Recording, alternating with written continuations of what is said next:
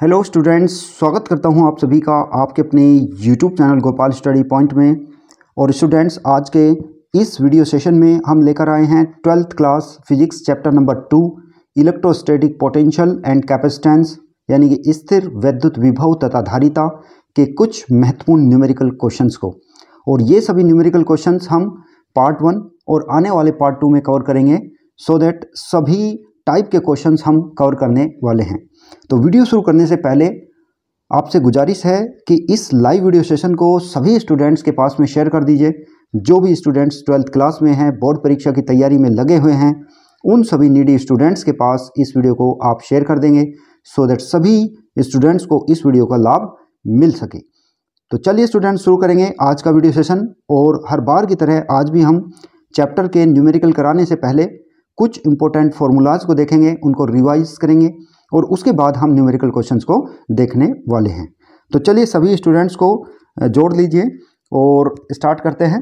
तो यहाँ पर हमने कुछ इंपॉर्टेंट फॉर्मूलेज लिखे हैं, तो फटाफट इन सभी न्यूमेरिकल क्वेश्चंस को करने से पहले कुछ फॉर्मूलाज को रिवाइज कर लेते हैं। तो इसमें सबसे पहले नंबर का जो फॉर्मूला है कि किसी एकल बिंदु आवेश Q के कारण r दूरी पर विद्युत विभव यानी कि इलेक्ट्रिक पोटेंशियल की हमें यदि गणना करनी है due to any point charge, तो हमारा फॉर्मूला होता है V = 1/4πε0 Q/r।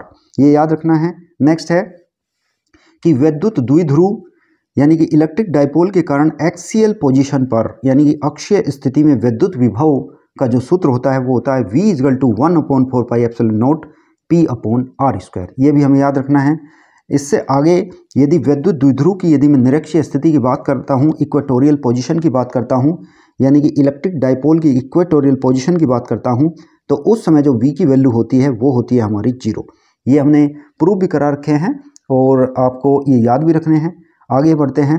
धातु की दो प्लेटों के बीच यदि विभवांतर V हो और उनके बीच की दूरी d हो, तब प्लेटों के मध्य विद्युत क्षेत्र की गणना करना, यानी कि किस तरह से इसका फॉर्मूला होता है वो होता है आपका E = V/d। ये भी हमें याद रखना है। इन सभी फॉर्मूलों को हम 1 by 1 यूज़ करेंगे न्यूमेरिकल क्वेश्चंस में। जैसे जैसे न्यूमेरिकल क्वेश्चंस कराएंगे तो उसी हिसाब से आपको ये सभी देखने को मिलेंगे। तो एक बार हम सभी न्यूमेरिकल क्वेश्चंस को कराने से पहले फॉर्मूलाज को रिविजन कर रहे हैं, सो दैट हमें न्यूमेरिकल क्वेश्चंस में हेल्प मिलेगी। तो चलिए यहाँ पर देख लेते हैं अगला नंबर 5। विभवांतर V से त्वरित करने पर Q आवेश के कण की जो काइनेटिक एनर्जी होती है, गतिज ऊर्जा, वो होती है K = V/Q। वही बात करता हूँ, आगे बढ़ता हूँ कि बिंदु आवेशों के निकाय के कारण किसी बिंदु पर विद्युत विभव की यदि हमें गणना करनी है तो उसमें सभी निकाय का यानी कि हम आवेश कंबाइन कर देते हैं, यानी कि V = V1 + V2 + V3 and so on.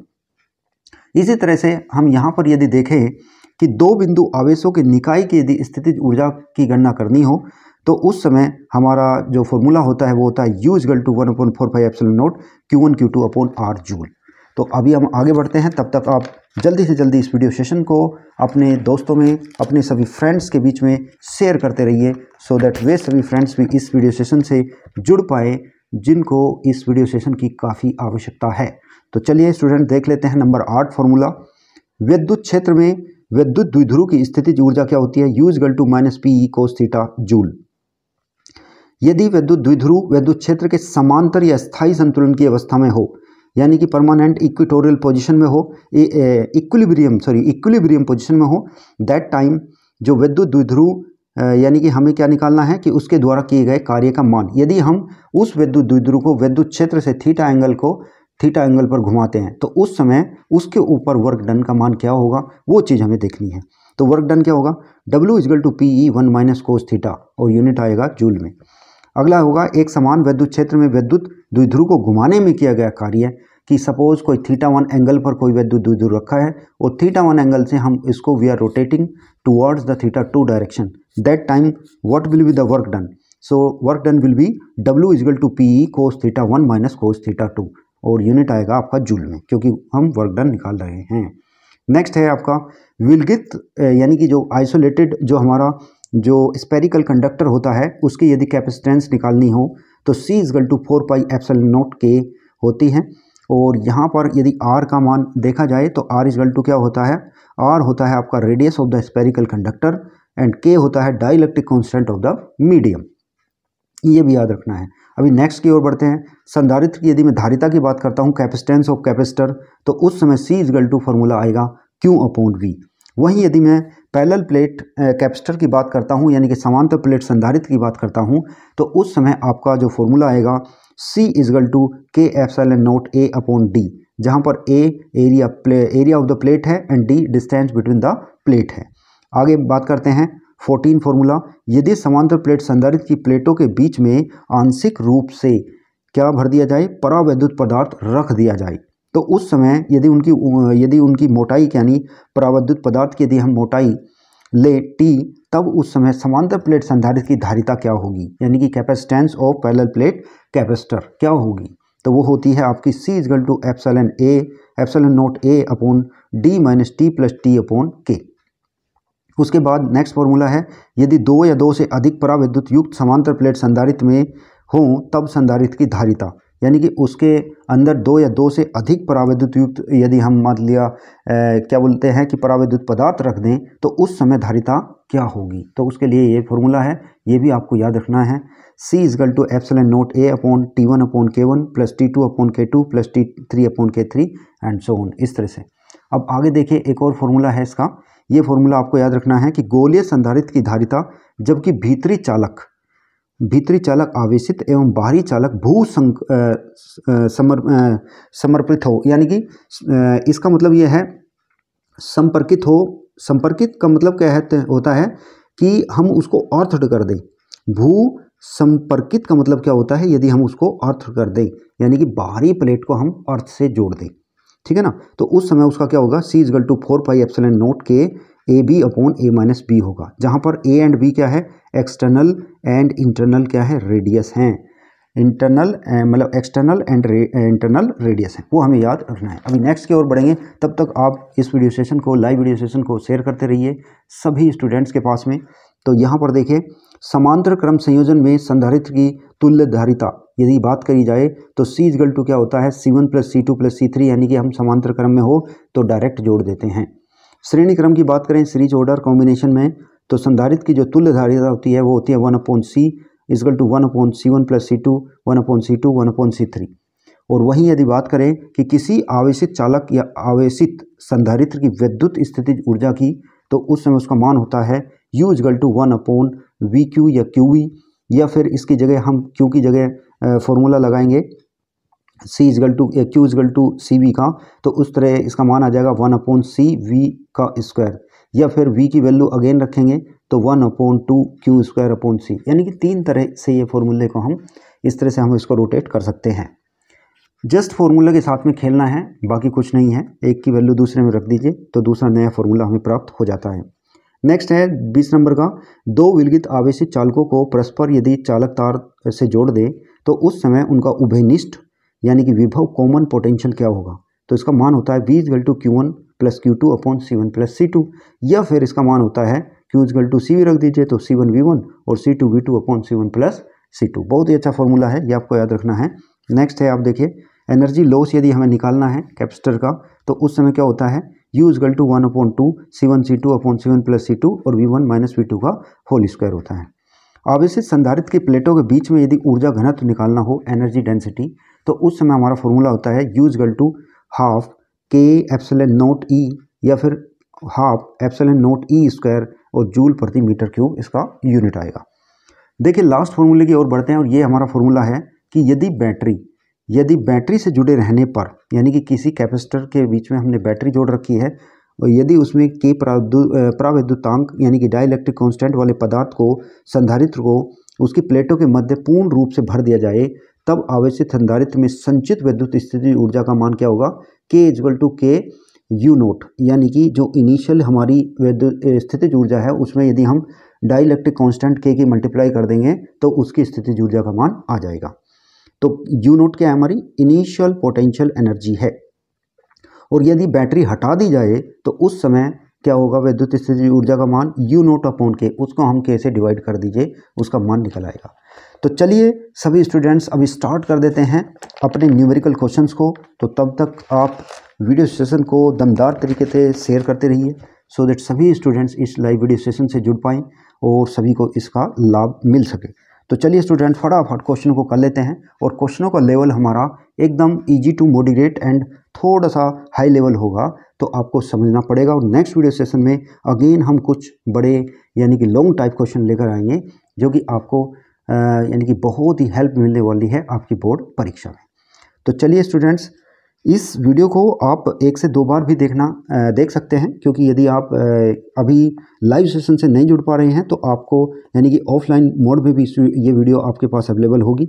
YouTube पर प्लेलिस्ट क्रिएट कर दी गई है चैनल की, तो वहाँ पर आप जाकर के बाकी इससे पहले की वीडियोज़ को भी देख सकते हैं। और यहाँ पर आई बटन में भी मैं आपको इसका लिंक दे दूँगा, सो दैट उसको प्रेस करके इससे पहले की वीडियो भी आप देख सकते हैं। तो चलिए स्टूडेंट्स स्टार्ट कर देते हैं। जैसे कि क्वेश्चन नंबर 1 है न्यूमेरिकल क्वेश्चंस, हमारा पार्ट 1 का पहला न्यूमेरिकल क्वेश्चन है। 2 बिंदुओं के बीच विभवांतर का मान दिया है 100 वोल्ट, और एक बिंदु से दूसरे बिंदु तक 2 × 10⁻⁵ कूलाम आवेश को ले जाने में कितना कार्य करना होगा, यानी कि वर्क डन कितना हमें करना होगा। If you are moving 2 × 10⁻⁵ coulomb आवेश from one point to another point, and if the potential difference between the both the points is 100 volt, then what will be the work done। तो वो हमें निकालना है। ये यूपी बोर्ड में question पूछा गया है। और यहाँ पर जो यूपी बोर्ड में ये मतलब जितने भी हम क्वेश्चंस लेंगे वो सभी यूपी बोर्ड में क्वेश्चन पूछे गए हैं। आप देख सकते हो मैंने बहुत सारे क्वेश्चन लिए हैं। यहाँ पर देखिए यूपी बोर्ड 2018, यूपी बोर्ड 2014, 18, और इसी तरह से आगे भी मैंने बहुत सारे क्वेश्चंस लिए हैं 2022, 2020, और फिर आप देखेंगे यहाँ पर 2019, और आगे भी बहुत सारे क्वेश्चंस मैंने लिए हैं जो कि बोर्ड परीक्षा में पूछे गए क्वेश्चंस हैं। यानी कि यदि आप इन सभी क्वेश्चंस को लगा लेते हैं तो आपकी बेहतर तैयारी होगी और आपकी यानी कि आप अच्छे मार्क्स यानी कि प्राप्त कर पाएंगे। जो भी स्टूडेंट्स न्यूमेरिकल से जिसको डर लगता है उसका न्यूमेरिकल से डर भी खत्म हो जाएगा और आपके अंदर एक सेल्फ कॉन्फिडेंस भी जनरेट होगा। तो आप इस वीडियो सेशन को बड़े ध्यान से देखिएगा और स्वयं भी इन सभी क्वेश्चंस को लगाने की कोशिश कीजिएगा। तो यहाँ पर देखिए सबसे पहले यहाँ पर जो चीज़ गिवन है उसको देख लेते हैं। V = दिया है 100 वोल्ट, और हमें क्या दिया है Q = दिया है 2 × 10⁻⁵ कूलाम। तो हमें निकालना है क्या, आवेशों को, यानी कि इस आवेश को एक बिंदु से दूसरे बिंदु तक ले जाने में किया गया कार्य। तो यहाँ हमें पता है वी नो दैट कि चूँकि W = क्या होता है Q × V, यानी कि जो वर्क होता है वो Q × V के बराबर होता है। तो यहाँ देखिए Q की वैल्यू क्या है 2 × 10⁻⁵ कूलाम, और इंटू V का मान क्या है 100। तो यहाँ देखिए इससे क्या होगा आपका, इस 100 से यानी कि -5 में जब हम मल्टीप्लाई करेंगे तो कितना हो जाएगा यहाँ पर, यानी कि 2 पावर इसकी लेस हो जाएगी, तो 2 × 10⁻³ जूल, ये जूल इसका वर्क डन आ जाएगा। यही इसका आंसर होगा। एकदम पहले जो शुरुआत है क्वेश्चन की वो हमने एकदम वेरी सिंपल क्वेश्चन से की है। अभी हमारा लेवल थोड़ा थोड़ा बढ़ता रहेगा, आप ये बड़े ध्यान से देखते रहिए, क्योंकि लेवल हम थोड़ा थोड़ा क्वेश्चन का बढ़ाते जाएंगे। एकदम हम इजी टू मॉडरेट एंड थोड़े से हाई लेवल की तरफ बढ़ेंगे। तो चलिए अभी नेक्स्ट क्वेश्चन को देख लेते हैं। नेक्स्ट क्वेश्चन है हमारा, एक संयोजन के समतुल्य संधारित्र की धारिता की हमें गणना करनी है। यानी कि ये हमारा एक कॉम्बिनेशन दिया है, तो इसमें हमारा यानी कि इक्विवेलेंट जो हमारा टोटल इसका कैपेसिटेंस होगा वो क्या होगा। तो इसके लिए देखो क्या करना पड़ेगा हमारा। तो इसके लिए सबसे पहले जो चीज़ दिया है उसको देख लीजिए। हमें दिया है C1 = 5 माइक्रोफेराड, और C2 का मान हमें दिया है 10 माइक्रोफेराड, और जबकि हमें C3 का मान दिया 3 माइक्रोफेराड। और हमें क्या निकालना है, कैपेसिटर की यानी कि इसकी तुल्य धारिता की गणना करनी है। तो इसके लिए हम मान लेते हैं कि सपोज ये A और B बिंदु के बीच में ये सब कॉम्बिनेशन है। तो सबसे पहले अब यहाँ देखेंगे कि ये जो हमारा C1 है और C2 है, ये दोनों के दोनों किस कॉम्बिनेशन में हैं, ये दोनों के दोनों हमारे किस में हैं, सीरीज कॉम्बिनेशन में है। किस में है, सीरीज कॉम्बिनेशन में है। तो लिख भी सकते हैं कि C1 व C2 are in series combination. तो सीरीज कॉम्बिनेशन में तुल्य धारिता क्या होती है, तो तुल्य धारिता, तो इसकी तुल्य धारिता क्या होगी, तुल्य धारिता यानी कि इसको मान लेता हूँ मैं C। तो C = देखो जब भी 2 कैपेसिटर दिए हों तो उनकी तुल्य धारिता के लिए मैंने आपको बताया है क्या होता है फॉर्मूला हमारा, कि C1 × C2 upon C1 + C2, यदि 2 कैपेसिटर हों तब। तो इसके लिए क्या होगी तुल्य धारिता, तो इसके लिए हो जाएगी आपकी 5 × वैल्यू पुटअप कर लीजिए, और 5 + 10, तो यहाँ पर हो जाएगी आपका 50/15, तो इससे इसको काटेंगे तो हमारा आएगा 3.33 माइक्रोफेराड, 3.33 माइक्रोफेराड। तो अब यहाँ देखिए हमारा C का मान आ गया। अब ये वाला C और ये वाला C यानी कि C और C3 ये आपके पैरेलल कॉम्बिनेशन में होंगे। तो पैरेलल कॉम्बिनेशन के लिए क्या करेंगे, अब लिख लीजिए कि C व C3 किस में है, पैरेलल ऑर्डर में है। तो पैरेलल ऑर्डर में तुल्य धारिता क्या होगी, तुल्य धारिता। तो इसको लिख लेता हूँ C डैश। तो C डैश इक्वल टू क्या होगी, C डैश के लिए सीधा हम डायरेक्ट क्या करेंगे, जोड़ देंगे C प्लस C3 यानी कि पैरेलल में हम डायरेक्ट ऐड कर देते हैं। तो इसका हो जाएगा आपका 3.33 और प्लस 3 इज इक्वल टू क्या होगा 6.33 microfarad. This is the answer. तो ये आपका आंसर हो जाएगा। बहुत ही आसान है। यहाँ पर हमने जाना है कि यदि दो या दो से अधिक जो हमारे कैपेसिटर होते हैं, यदि वे सीरीज़ कॉम्बिनेशन में हैं तो सीरीज़ कॉम्बिनेशन में किस तरह से हम ऐड करते हैं, और समांतर क्रम में है तो किस तरह से हम ऐड करते हैं, वो हमें याद रखना है। यदि सीरीज़ कॉम्बिनेशन में है तो 1/, करके ऐड करेंगे, और यदि हमारे पैरेलल कॉम्बिनेशन में हम तो डायरेक्टली जोड़ देते हैं। तो वो हमें याद रखने हैं। अभी देखिए, अभी आगे बढ़ते हैं क्वेश्चन नंबर हमारा 3। तो क्या है, एक 10 माइक्रोफेराड के संधारित्र का विभवांतर कितना दिया है, 100 वोल्ट दिया है, और 200 वोल्ट कर देने पर उसकी यानी कि उसकी ऊर्जा में कितना परिवर्तन होगा, यानी कि चेंज इन एनर्जी हमें निकालना है। ये भी आप देख सकते हैं यूपी बोर्ड 2014 और 2018 में पूछा गया क्वेश्चन है। तो यहाँ देखिए, सबसे पहले जो हमारा संधारित्र का जो विभवांतर, सबसे पहले जो चीज़ दिया है वो लिख लेते हैं। सी का मान दिया 10 माइक्रोफेराड क्योंकि, और उसके बाद वी का मान दिया हमें 100 वोल्ट। क्या दिया, 100 वोल्ट। तो 100 वोल्ट से मान लिया V1 है, और V2 का मान दिया 200 वोल्ट, यानी कि 100 वोल्ट से 200 वोल्ट का परिवर्तन कर रहे हैं। तो उस समय ऊर्जा का परिवर्तन क्या होगा, तो देखिए इसके लिए फॉर्मूला होता है delta U equal to half C, और V की जगह आता है हमारा V2 square minus V1 square. बस ये फॉर्मूला लगाएंगे और आपका आंसर सीधे डायरेक्टली कैलकुलेट हो जाएगा। तो यहाँ देखिए 1/2, C का मान क्या है 10 माइक्रोफेराड, और 10 माइक्रोफेराड को भी उसमें बदल दीजिए आप फेराड में, तो -6 से मल्टीप्लाई कर देंगे, इंटू V का मान क्या होगा 200 का स्क्वायर माइनस 100 का स्क्वायर। सिंपल कर लीजिए, 2 से काटेंगे 5 आ गया, तो कितना आ जाएगा 5 × 10⁻⁻6। आगे देखिए 10⁻⁻6 और इंटू ये कितना हो जाएगा, आप यहाँ पर देखिए तो 200 का करेंगे तो कितना हो जाएगा, ये 40,000 और माइनस ये हो जाएगा 10,000, और ये घट जाएगा तो घट के कितना आएगा 5 × 10⁻⁻6 घट के आ जाएगा आपका 3 × 10⁻⁴। इसको लिख सकते हैं। अभी -6 है, ये प्लस का 4 है तो 2 बचेगा, और 5 दिया ये हो जाएगा कितना 15, तो इसको लिख देंगे 15 × 10⁻⁻2। और इसको यदि और भी सिंपल फॉर्म में लिखना चाहता हूँ तो पॉइंट लगाओ यहाँ पर, और 15 दो अंकों पर, और ये हो जाएगा आपका जूल, यानी कि इतनी एनर्जी का इसमें क्या होगा, परिवर्तन होगा। तो इस तरह से हमने इसका क्वेश्चन का आंसर निकाल पाए हैं। उम्मीद करता हूँ कि एकदम आपको समझ आ गया होगा कि किस तरह से हम क्वेश्चन को कैलकुलेट कर रहे हैं। अभी आप लाइव सेशन से जुड़े हैं तो आप वीडियो को शेयर करना आपकी यानी कि रिस्पॉन्सिबिलिटी है। उन सभी स्टूडेंट्स को आप जोड़ लीजिए जो भी स्टूडेंट्स 12th में हैं या बोर्ड परीक्षा की तैयारी में कर रहे हैं, और आपके जो नियर डियर हैं, आपके जो फ्रेंड्स हैं, उन सभी के पास में इस वीडियो सेशन को आप शेयर कर दीजिए। चलिए अभी नेक्स्ट क्वेश्चन को देख लेते हैं फटाफट, क्योंकि हमारे क्वेश्चन हमने काफ़ी क्वेश्चन लिए हैं, सो दैट वीडियो भी काफ़ी लंबा ना हो और फटाफट इन सभी क्वेश्चन को हम कर पाए। तो इस लाइव वीडियो सेशन से आप जोड़ते रहिए सभी स्टूडेंट्स को, और वीडियो को एंजॉय कीजिए, और कभी सभी क्वेश्चंस को हम एकदम बहुत ही आसान तरीके से समझा रहे हैं। तो देखिए यहाँ पर क्या है, क्वेश्चन नंबर 4। क्वेश्चन नंबर 4 में क्या है कि एक फेराड यानी कि विद्युत धारिता वाले चालक की त्रिज्या कितनी दी है, रेडियस ज्ञात करना है। हमें रेडियस ज्ञात करना है, जबकि हमें जो C का मान दिया है वो दिया है 1 फेराड, और हमें किसका मान ज्ञात करना है, रेडियस का मान ज्ञात करना है।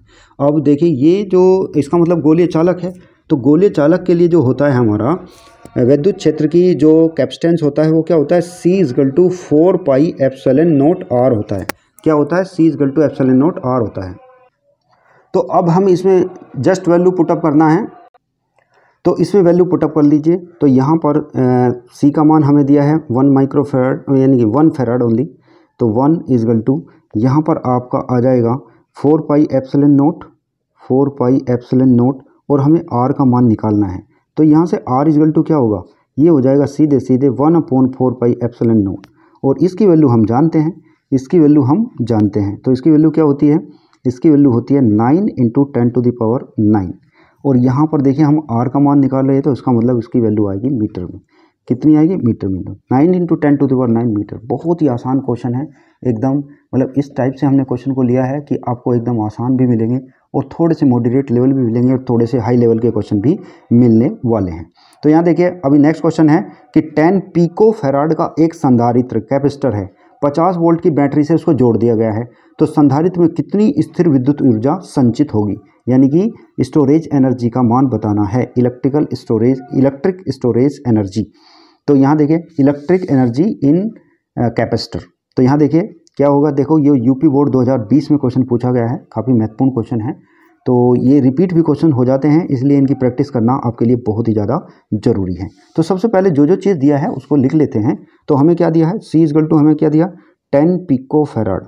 तो ये कितना होगा, यदि फैराड में चेंज करें तो 10⁻⁻12 से इसमें मल्टीप्लाई कर दीजिए फैराड बनाने के लिए। V = कितना दिया, 50 वोल्ट दिया है। तो अब हम जानते हैं, वी नो दैट कि U = क्या होता है, ½ CV², क्योंकि हमें विद्युत ऊर्जा यानी कि कितनी संचित हुई वो निकालनी है। तो सीधा फॉर्मूला लगा दीजिए 1/2 और आपका C का मान क्या दिया है, 10 इंटू 10⁻12 और इंटू ये होगा आपका 50 का होल स्क्वायर हो जाएगा। तो सीधा इसको यदि हम यहाँ से कट करते हैं तो कितना आएगा, ये आएगा 5। यदि 5 आएगा तो 5 इंटू यहाँ से आपका आ जाएगा, यानी कि 5 इंटू और ये कितना आएगा यहाँ से इंटू 10⁻12 और इंटू ये हो जाएगा आपका कितना होगा 50 इंटू 50। तो 50 इंटू 50 तो ये हो जाएगा आपका 5 इंटू 5 इंटू 2 जीरो से 2 जीरो कट जाएगी 10⁻⁻10। तो इसको हम इस तरह से लिख सकते हैं कि यदि हम 5 × 25 × 125 यानी कि 1.25 इंटू 10⁻⁸ जूल, JOULE जूल। तो इस तरह से इसको कैलकुलेशन कर सकते हैं। नेक्स्ट क्वेश्चन की ओर बढ़ेंगे। बहुत ही बढ़िया क्वेश्चन हमने इस वीडियो सेशन में लिया है और उम्मीद करता हूं कि आपको एकदम समझ में आ रहे होंगे। आप स्वयं से भी इन क्वेश्चनों को लगाने की कोशिश करें और वीडियो को शेयर करते रहिए। वीडियो को शेयर करने में आप बिल्कुल भी कंजूसी नहीं करना है। साथ के साथ वीडियो यदि आपको अच्छी लग रही है, आपके लिए फ़ायदेमंद सिद्ध हो रही है, तो वीडियो को लाइक करना और आपको जब वीडियो ख़त्म हो जाएगी तो उसके लास्ट में एक सुंदर सा कमेंट आप वीडियो सेशन में यानी कि वीडियो कमेंट बॉक्स में लिख सकते हैं। तो चलिए यहाँ पर देख लेते हैं क्वेश्चन। बहुत ही अच्छा क्वेश्चन है। यहाँ देखिए, किसी निकाय में 2 आवेश QA का मान दिया है 1.5 माइक्रोकूलम और आपका QB का दिया -1.5 माइक्रोकूलम, क्रम से 2 बिंदुओं A और B पर स्थित है। 2 बिंदु हैं A और B पर स्थित है। तो इस निकाय के द्विध्रुव का परिमाण व दिशा ज्ञात कीजिए। तो देखिए यहाँ पर कोई 2 बिंदु है, सपोज A बिंदु ये है और दूसरा बिंदु यहाँ पर ये है।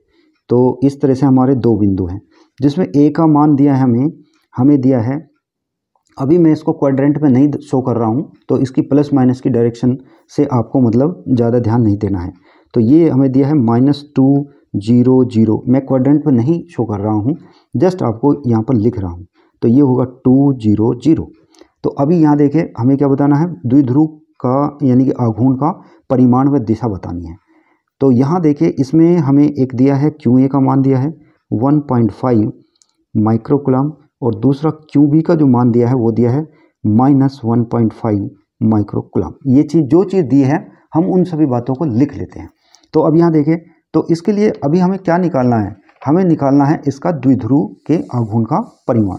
तो इसके लिए हम सबसे पहले क्या करेंगे, सबसे पहले टोटल यानी कि चार्ज देख लेते हैं कि निकाय के ऊपर टोटल चार्ज कितना है। तो यहाँ लिखेंगे टोटल चार्ज।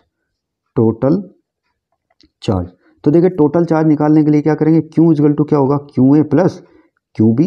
तो दोनों को जोड़ दीजिए। तो ये होगा हमारा 1.5 इंटू 10⁻⁻6 माइक्रोकूलम है तो कूलम में बदल दीजिए।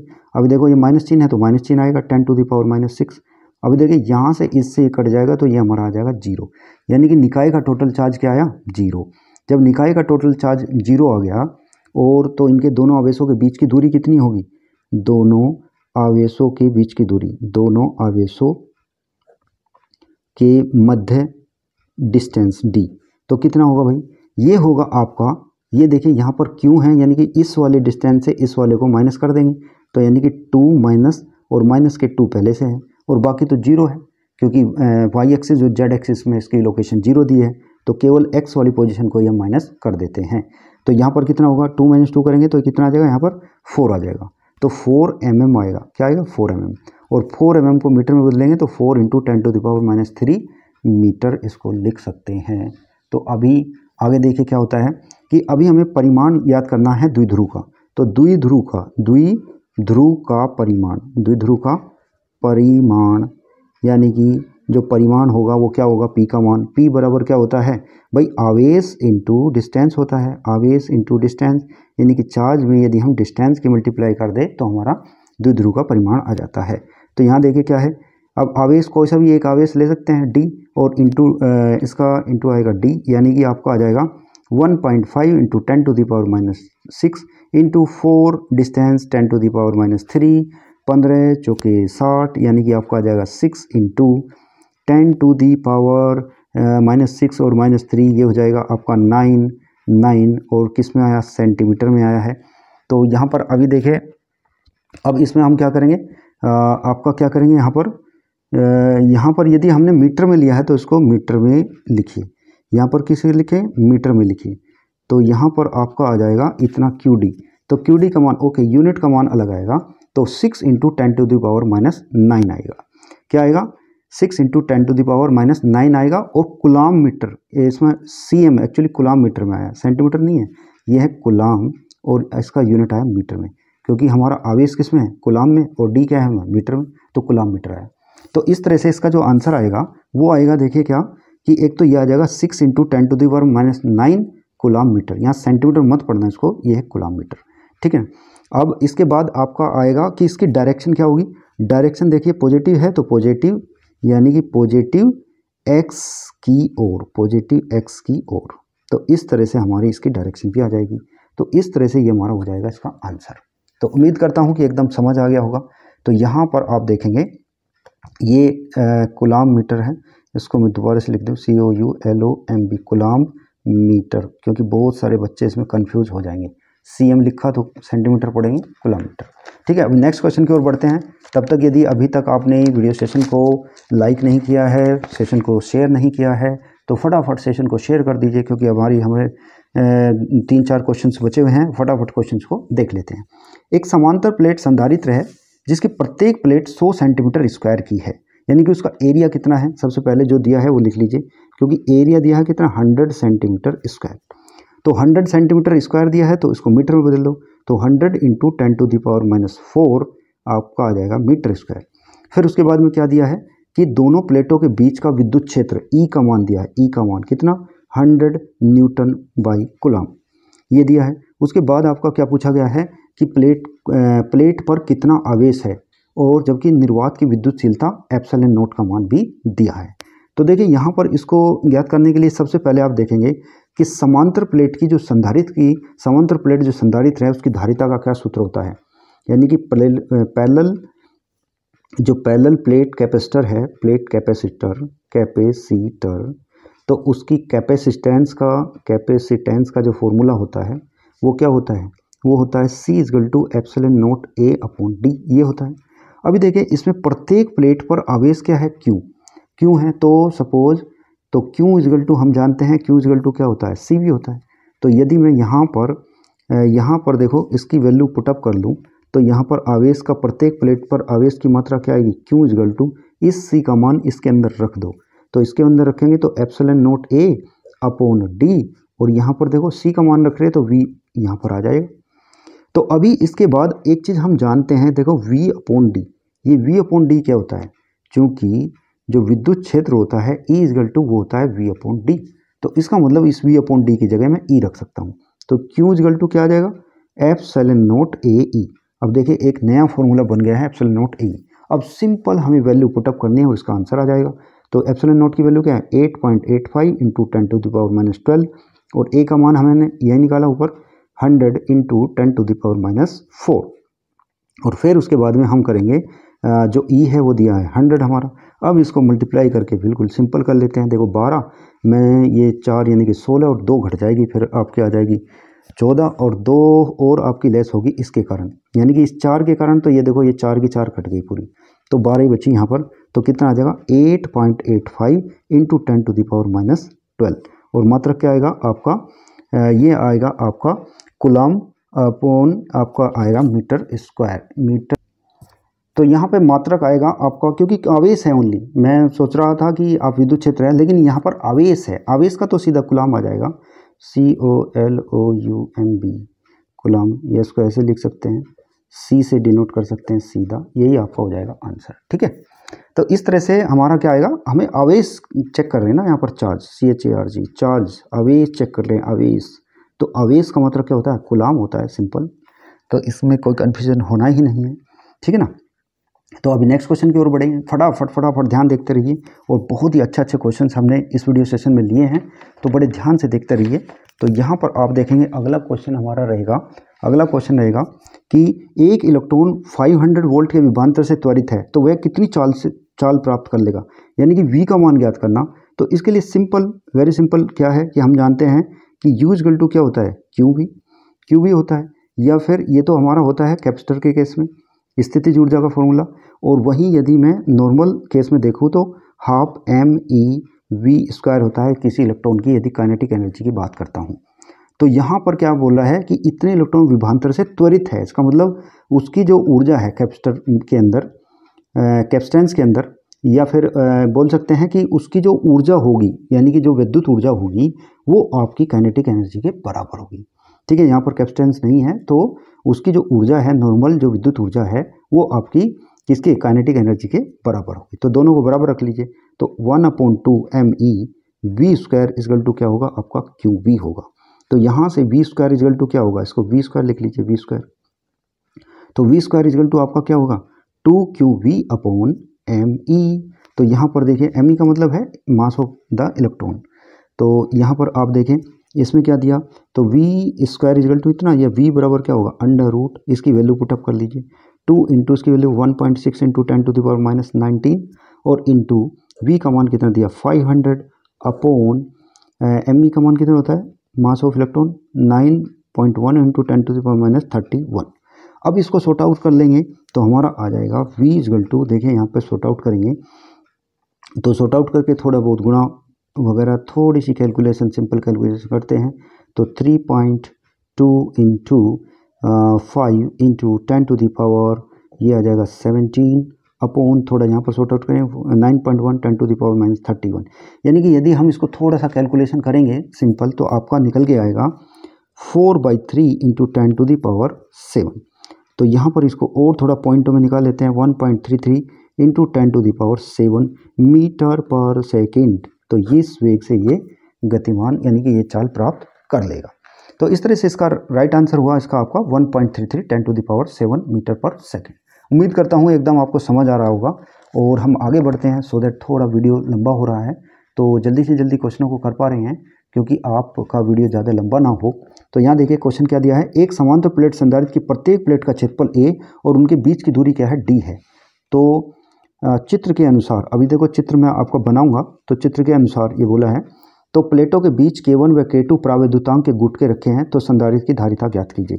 देखिए इस तरह का है हमारा, सपोज ये हमारा कोई एक कैपेसिटर है, जिसमें ये प्लेट है, इसके ऊपर प्लस चार्ज है इस तरह से, और ये हमारा निगेटिव चार्ज है, और इसमें K1 और K2 के सपोज दो गुटके रखे हैं प्रावैद्युतांक के, K1 और ये K2 है, और इनके जो बीच की दूरी है मैं मान लेता हूँ D है। और यहाँ पर देखो इसका एरिया क्या दिया है, A एरिया, प्रत्येक प्लेट का क्षेत्रफल A तथा उनके बीच की दूरी D है। तो इनके अनुसार K1 और K2 प्रावैद्युतांक के गुटके रखे हैं, संधारित्र की धारिता। यहाँ पर आपको एक बात याद रखनी है कि यहाँ पर जो एरिया का मान दिया है, वो आपको चित्र में, एक्चुअली मैंने डायग्राम नहीं बनाया है, A/3 दिया है, और इसका मान दिया है 2A/3। बस अभी हमें कैलकुलेशन करनी है। तो देखिए कैसे करेंगे कि यदि हम समांतर प्लेट संधारित्र की प्रत्येक प्लेट का क्षेत्रफल A लें, तो और उनके बीच की प्लेटों के बीच की दूरी D लें, तब संधारित्र की जो धारिता होगी, मैं मान लेता हूँ कि इस पार्ट की धारिता C1 और इस पार्ट की धारिता आपकी C2 होगी। तो इस तरह C1 और C2 की वैल्यू क्या होगी, देखिए तो C1 का मान क्या होगा, C1 का मान क्या होता है, समांतर प्लेट संधारित्र के धारिता का मान C1, यानी कि C इक्वल टू होता है ε0 A/D, लेकिन A का मान यहाँ ये लेंगे और 2 वाले में A का मान ये लेंगे, तो इसका मान हो जाएगा आपका, यानी कि K1 और आपका जो एरिया का मान होगा A/3 लेंगे और अपॉन ये हो जाएगा आपका D। तो यहाँ से इसको हम लिख सकते हैं एप्सिलॉन नोट K1A/3D।